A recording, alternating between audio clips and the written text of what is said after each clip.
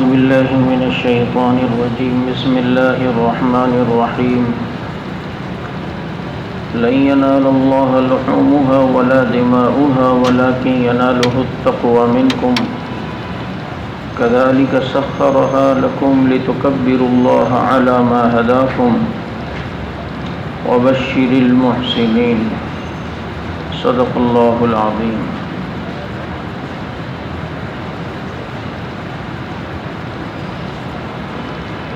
اس آیت کریمہ میں اللہ تعالیٰ نے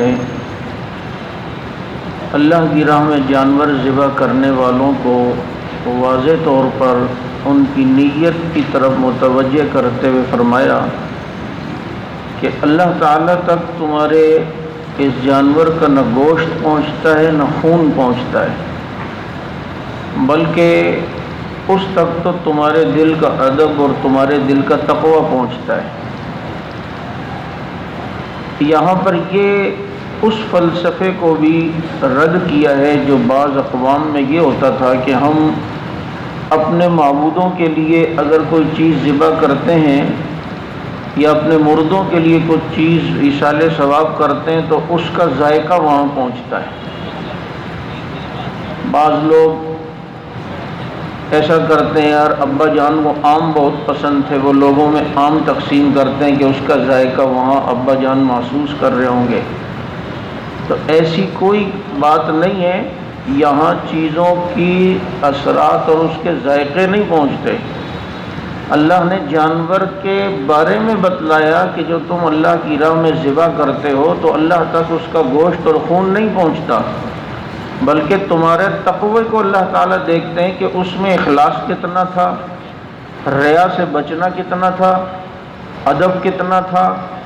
اور سب سے بنیادی چیز اخلاص کے بعد یہ دیکھنا ہے کہ اس میں میرے نبی کی سنت کتنی تھی اور نبی کا طریقہ کتنا تھا۔ اس لیے قربانی کرتے ہوئے سب سے پہلی چیز نیت کا درست ہونا۔ ہم کسی کی نیت پہ شک تو نہیں کرتے، لیکن جس طرح یہ سلسلہ ہوتا ہے کچھ مہنگے جانور لا کر پھر اسے نمائش پہ رکھنا، پھر جناب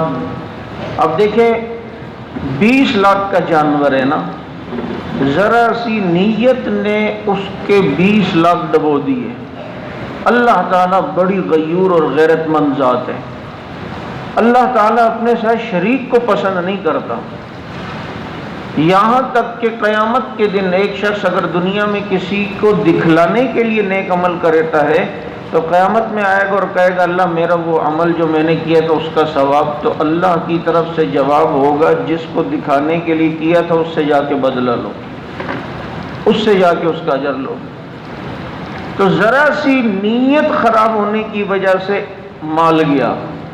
نیت ٹھیک کر لیں۔ اگر کوئی اس میں اعتدال یہ ہے، بعض دفعہ کوئی مہنگا جانور لاتا ہے تو لوگ اس پر اعتراض بھی کرتے ہیں، اب کیا ضرورت تھی یہ؟ بھائی ایک شخص کو اللہ نے دیا ہے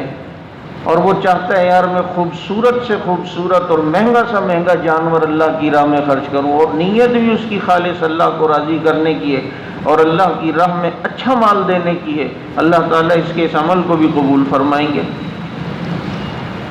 بعض دفعہ اس کی یہ نیت کے ساتھ ساتھ نام و نمود بھی ہو جاتا ہے کہ یار خاندان میں وہ تو اتنے کی لایا اور میں اتنی کی لاؤں تو لوگ کیا کہیں گے، محلے والا وہ اتنے کی لایا اور ایسا ہے میں اس سے اچھا والا لاؤں گا،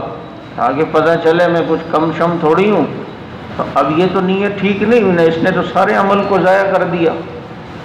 تو معمولی عمل کی وجہ سے اللہ رب العزت اس شخص کے اس بڑے سے بڑے عمل کی بھی پرواہ نہیں کرتے۔ لیکن جو مہنگے جانور لاتے ہیں ان کے لیے ایک مشورہ ہے، نیت ان کی ٹھیک ہے تو اچھی بات ہے، اللہ کی راہ میں خرچ کرو، لیکن مشورہ یہ ہے کہ اگر ایک جانور 20 لاکھ کا لا رہا ہے، کوئی ابھی سنا ہے فلاں جگہ سبی کا جانور 50 لاکھ روپے کا بکا ہے، کہیں پر 70 لاکھ روپے کے جانور ایک بک رہا ہے، آپ اس کے بدلے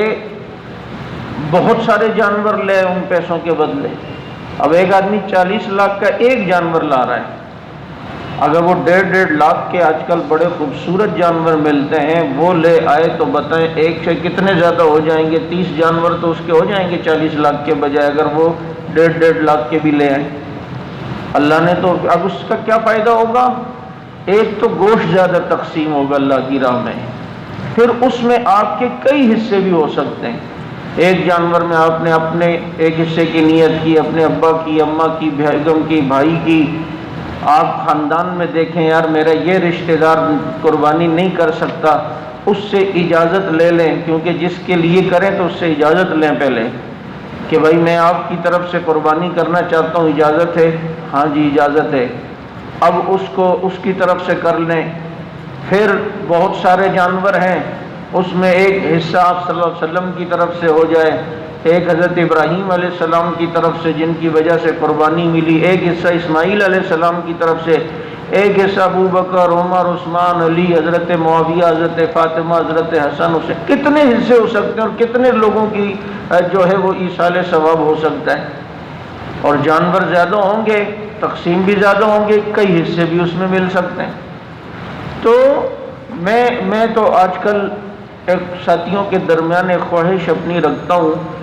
میں ان سے کہتا ہوں یار اللہ تعالیٰ اتنی دے کہ میری جتنی سال عمر ہوتی جائے میں ہر سال اتنے جانور اللہ کی راہ میں ذبح کروں۔ 42 سال کے ہو گئے تو 42 قربانیاں ہوں تو کتنا مزہ ہے۔ اگلے سال 43 سال کے ہو جائیں تو 43 قربانیاں آ جائیں۔ جن کے پاس زیادہ میں ان کو ایک مشورہ دے رہا ہوں، کیوں؟ اس میں ایک طرح نبی علیہ السلام کی اس سنت پہ بھی عمل ہوگا کہ پیغمبر صلی اللہ علیہ وسلم نے حجۃ الوداع کے موقع پر نبی کی عمر 63 سال ہوئی تھی تو نبی نے 63 اونٹ ذبح فرمائے تھے، اپنے ہر سال کی طرف سے ایک اونٹ۔ اور کیا شان تھی، کیا طاقتور نبی تھا ہمارے نبی، اتنے طاقتور، یہ سستی ٹائپ والی چیز نہیں تھی۔ کتنے اوپر پہاڑوں پہ جا کے غار حرا میں مراقبہ کرتے تھے، اپنے ہاتھوں سے اونٹوں کو ذبح فرما رہے ہیں۔ اور شان ایسی ہے آج تو ہمارا جانور ہم سے بھاگتا ہے ذبح کرتے ہوئے، ادھر ہر اونٹ پہلے آتا ہے کہ پیغمبر پہلے مجھے ذبح کریں، پہلے مجھے ذبح کریں، اپنے ہاتھ سے، میں پیغمبر کے ہاتھ سے ذبح ہو جاؤں۔ تو